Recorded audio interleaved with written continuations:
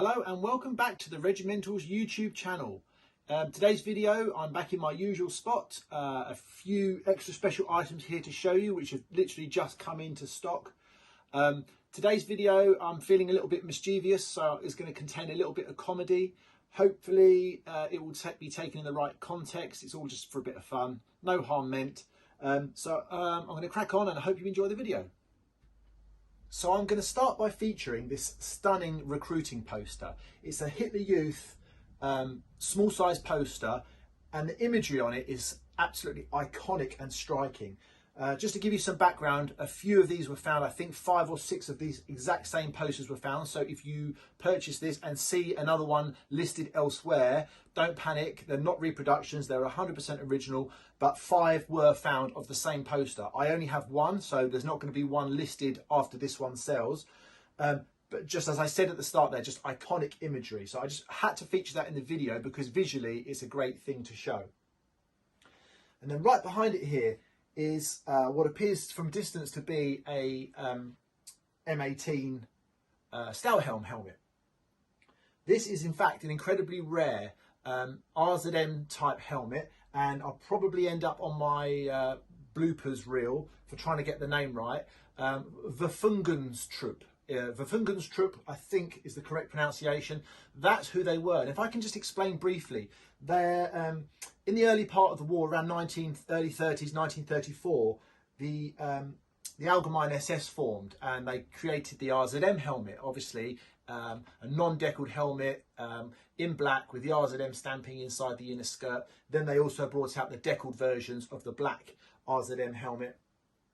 At the same sort of time, the Waffen SS was being formed, and the Waffengangstruppe were like an intermediate force between the evolving Allgemeine SS into the Waffen SS. So it's like the RZM helmet, but in this apple green.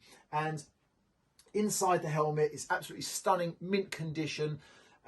Lovely labels and maker marks inside. You can see the D on one of the markings of the liner pads obviously stands for Deutschland, and then the name label inside Koch as well, which can only lead me on to I just can't imagine what this lovely helmet would look like on the end of Koch. I mean, just brilliant, lovely piece, and that's going to go on the website this week. Moving on, this ultra rare gravity knife. So many viewers will be familiar with the German Fallschirmjäger gravity knife. They're like a drop down blade, and what happened was the British troops, they captured one obviously and then made their own version. They were produced by a company called George Ibbison in Sheffield. They were also, I think, produced by Joseph Rogers as well, although a Rogers example has never been found. And you find them with maker marks and some without maker marks.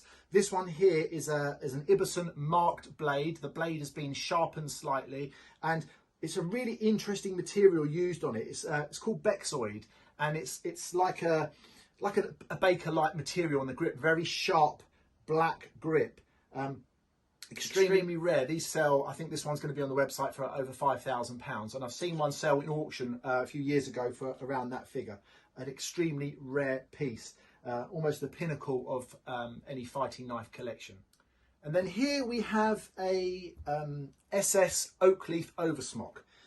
Initial features we can see straight away: the loops on the shoulders and the arms for foliage. That tells me that it's a second model example. The first model didn't have any loops for foliage. This one has lost its lace that you tie up at the neck. That's a particularly rare element of the smock, but this one is missing. Has a few field repairs, 100% original. What's interesting about this piece, it has some very interesting remains of stitch lines running all the way down the front and back, and also going around the cuff as well. I can't work out what it's for. Maybe someone will throw up some ideas. Quite often German World War II camouflage, which has been adapted for hunters, often with like leather padding for the shoulders, maybe some kind of harness for adding extra foliage to it during World War II. So the stitch lines that remain there, they could be from a World War II adaptation, they could be post-war, we just don't know. It's priced accordingly. The last one I sold, I managed to get over £7,500 for. So this one is slightly cheaper because of the condition, but ultra rare. Really nice. The pockets being of a different material was a particular feature that I really liked. Moving across here, I move on to some really fantastic SS items. So the first piece is this Allgemein SS officer's cap, completely untouched, lovely label inside. You know, I've used the reference before, one looker. It's a fantastic example, brilliant condition. I'm also hoping to be soon getting the tunic, the uniform that came with this cap. So I am selling them separately, but I will also be getting the uniform, including trousers, that came from this group. That is hopefully going to be on this week's update. I'm not 100% sure if I can get it on in time, but it's going to be up there on the website. I think it's going to be around about £9,000. I haven't yet decided on the price. Then there's these two pieces here. First one here, Waffen SS General's cap. Not an officer's, General's. Has the silver cording braid going around where it would normally be white piping for say, an officer. Fantastic insignia, lovely condition. Waffen SS Generals, I mean, it's like real high-end stuff. I think I've only ever had one before, but a fantastic piece. And then lastly, personally, my favourite piece that's here on display is this assault gun wrap. Now, in the past, I've had some lovely army assault gun wraps, but this is an SS NCO's assault gun wrap. Quite hard to explain the full format of the tunic in a video because I need more time, but it has the man's or NCO's arm eagle. It has the rank on the collars, equivalent of, say, Sergeant Major, high-ranking NCO, but then he's utilised an officer's SS runic collar patch on the other side. Now, visually, as you look at it, or in pictures as well, you'll think it's like SS collar patches with pink piping. No, it's not. It's red piping going around the black collar patch. So it's a SS assault gunner. SS assault gunners always had, or often had, red piping like artillery. And that's how you signify what was SS Panzer or SS assault gun was from the red piping. The condition of the wrap over is just lovely. It's lost a lot of its nap, of its cloth. You can't see any markings inside, but it's absolutely real beautiful piece and one of my favourite pieces that I've ever had through my hands. There's no shoulder boards with it because this is how I got it. You know, in my own collection, yes, I've bought stuff before, kept it for many years, and maybe stumbled across a set of shoulder boards in some point down the line. But I like to try and sell things or show them on the videos as I find them. So this is being offered as it is, no shoulder boards. What it will basically need is a set of worn red SS NCO's shoulder boards to make it complete. Not a hard thing to find, but you know, fantastic piece. The images of it are fantastic when you see it on the website with the full description there.